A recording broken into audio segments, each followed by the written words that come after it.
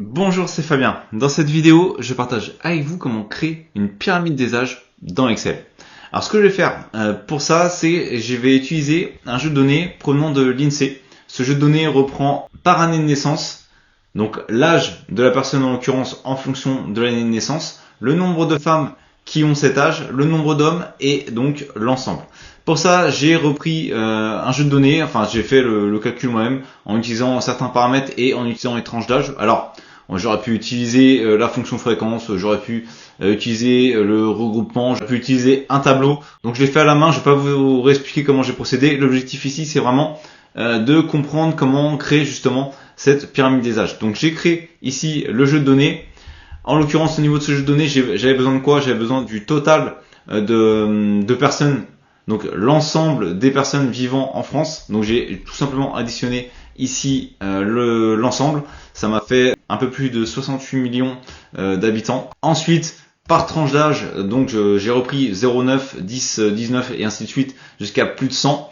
J'ai calculé le nombre de personnes dans chaque tranche d'âge pour les femmes et pour les hommes et j'ai converti ici en pourcentage. Donc ici, c'est le pourcentage de la population. Donc autrement dit, on a 5% de femmes dans la population française qui ont entre 0 et 9 ans.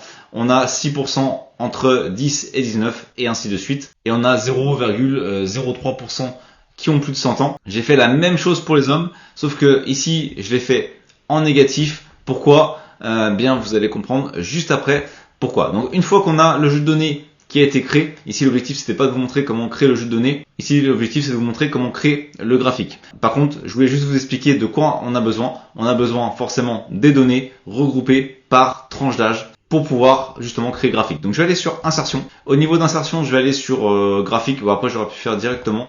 Je vais aller ici sur histogramme, choisir par groupé et je vais tout simplement sélectionner. Donc au niveau des données pour l'instant, elle m'a choisi n'importe quoi, mais c'est pas grave. Je vais ajuster. Après, je vais aller sur sélectionner des données et je vais supprimer ce qui m'a choisi et je vais le faire moi-même. Donc au niveau des séries, on a besoin de quoi? Deux séries. On a besoin de la série des femmes, donc le pourcentage des femmes, et la série du pourcentage des hommes. Donc je vais ajouter ici, nom de la série, ça va être femme, et donc sélectionner la fameuse série. Elle correspond à quoi? À la série qui correspond au pourcentage par tranche au niveau des femmes. On a ici donc la première partie qui correspond aux femmes. Je vais faire OK. Maintenant, je vais faire ajouter et au niveau du nom de la série, je vais donc choisir homme. Je vais retourner au niveau des valeurs et je vais faire la même chose que pour les femmes. Je vais choisir le jeu de données qui correspond aux hommes. Désormais, comme vous pouvez le voir, on a déjà une sorte de pyramide qui commence un peu à s'afficher et je vais faire OK. Au niveau des étiquettes, c'est là qu'on va reprendre les tranches qu'on a, enfin en tout cas que j'ai créé, mais généralement on va donc reprendre les tranches qu'on a créées nous-mêmes. Donc ici je reprends la colonne et le jeu de données qui reprend les tranches d'âge. Je vais faire OK. Et comme prévu, désormais, j'ai bien l'ensemble de mes valeurs, donc je peux faire OK. Mon graphique reprend l'ensemble de mes valeurs. Qu'est-ce qu'on a? On a ici le jeu de données correspondant aux femmes. On a ici le jeu de données correspondant aux hommes. On a ici notre fameux axe avec les différentes tranches d'âge. Maintenant, on va commencer à faire la mise en forme. Donc, je peux choisir le jeu de données, faire un clic droit, et puis je peux cliquer sur mettre en forme jeu de données. Alors, si on a besoin de sélectionner un jeu de données, on peut également aller au niveau de l'option des séries et choisir ce qui nous intéresse. Là, en l'occurrence, c'est série femmes. Qu'est-ce qu'on va faire? On va tout simplement indiquer que la superposition au niveau de cette série va être de 100%, alors que la largeur va être de 0%. Et immédiatement, qu'est-ce qu'on obtient? On obtient un graphique qui ressemble déjà, enfin je trouve, plus à une pyramide. Au niveau ici de notre axe, ce qu'on va faire, c'est qu'on va le décaler à gauche. Donc j'ai sélectionné mon axe. Je vais aller ici sur l'option de l'axe. Alors déjà, j'ai la possibilité ici de l'inverser si je veux inverser ici le jeu de données. Bon, en l'occurrence, c'est pas le cas. Je vais le laisser comme il est. Je vais aller sur étiquette et je vais aller à côté de l'axe, le positionner en bas. Et en le positionnant de la sorte, ça me décale vers la gauche mon axe. Donc déjà, je trouve que c'est quand même plus représentatif. Ensuite, au niveau du jeu de données, moi, ce que je vais faire, c'est que je vais ajouter une petite bordure parce que je trouve que c'est plus lisible. Un trait plein et on va passer à 0,25. On va mettre un gris léger et on peut voir déjà que ça fait ressortir chaque barre au niveau du graphique. Je vais faire la même chose de l'autre côté au niveau de la bordure, donc très plein. On va reprendre la même couleur et on va faire 0,25 pareil.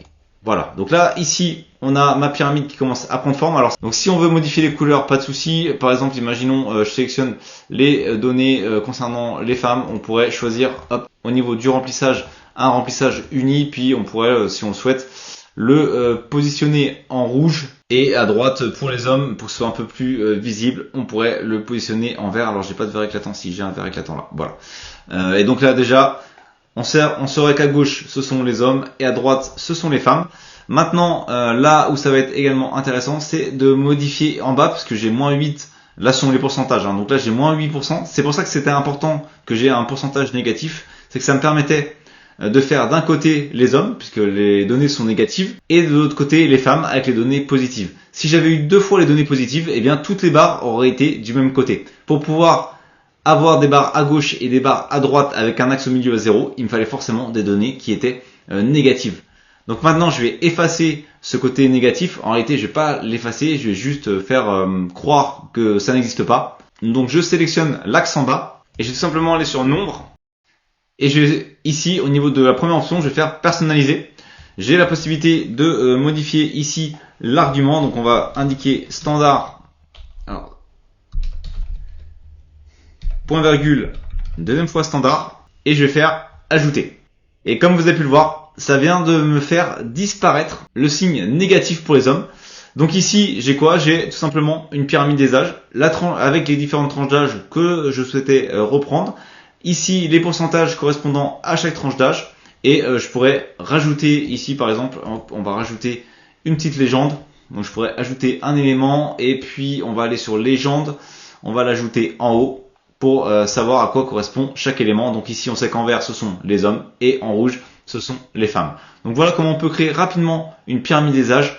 Avec Excel, vous avez vu que c'était relativement rapide. Une fois qu'on a le jeu de données, on peut rapidement le mettre en forme. Et j'espère que cette petite vidéo vous aidera justement à faire cette mise en forme. Merci d'avoir regardé cette vidéo. Si vous n'êtes pas abonné, j'espère que cette vidéo vous donnera envie de le faire en cliquant sur le bouton s'abonner et en activant les notifications pour ne manquer aucune des prochaines vidéos. De plus, vous trouverez dans la description un sondage pour déterminer les prochains sujets. À très vite pour une nouvelle vidéo.